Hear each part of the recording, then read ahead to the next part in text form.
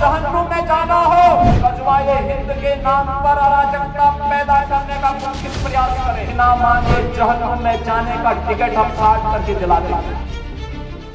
नमस्कार, मैं दुष्टुर उपाध्याय। बरेली में आई लव मोहम्मद की आड़ में हिंसा भड़काने वाली ब्रिगेड का तगड़ा इलाज शुरू हो गया है। दंगा कराने वाले मास्टरमाइंड को फोर्स चुन चुन कर उठा रही है और उन्हें सलाखों के पीछे पहुंचा रही है।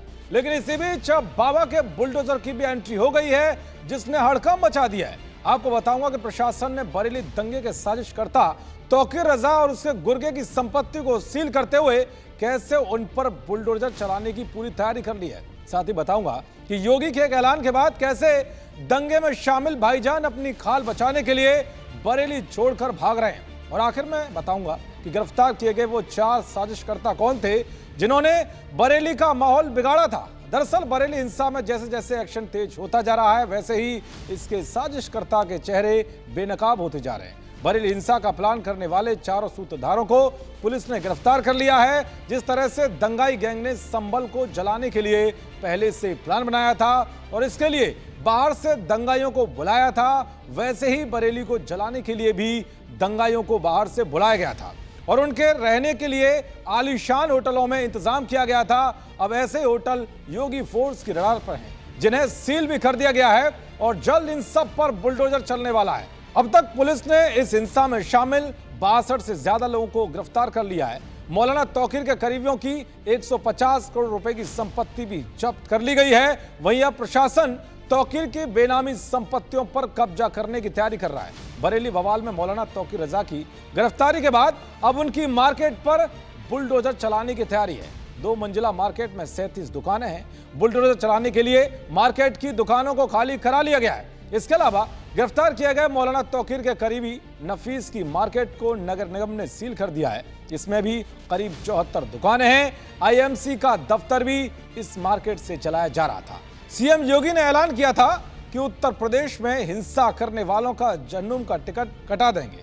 जो भी पर्व और त्योहारों में उपद्रव करेगा उसको हम पहले से इस बारे में कह देंगे कि उसको बिना मांगे जहन्नुम में जाने का टिकट हम काट करके दिला देंगे।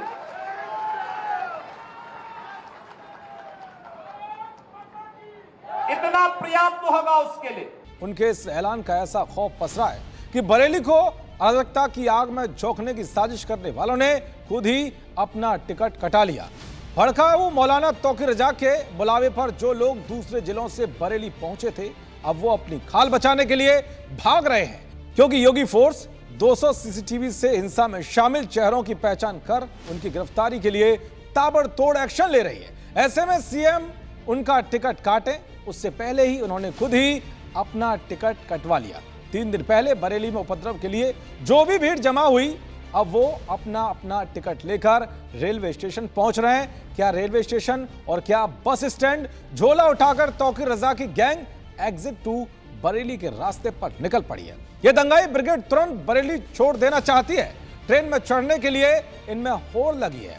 भाईजानों की यह भीड़ किसी भी तरह से बरेली से छोड़कर दूर भागना चाहती है, लेकिन ये भूल गए कि यूपी में योगी बाबा का राज है, जो ऐसे दंगाइयों को पाताल से भी ढूंढकर सजा दिलवाने की ताकत रखते हैं। चलिए अब आपको यह भी बता देता हूं कि बरेली हिंसा का प्लान बनाने वाले कौन हैं वो 4 मास्टरमाइंड जिन्हें पुलिस ने गिरफ्तार कर लिया है। दरअसल इस हिंसा का पहला मास्टरमाइंड मौलाना तौकीर रजा है, जिसने दंगाइयों से कहा था कि आज शहर का माहौल बिगाड़ना है, चाहे इसमें पुलिस वालों की हत्या ही क्यों ना करनी पड़े, मुस्लिमों की ताकत दिखानी है।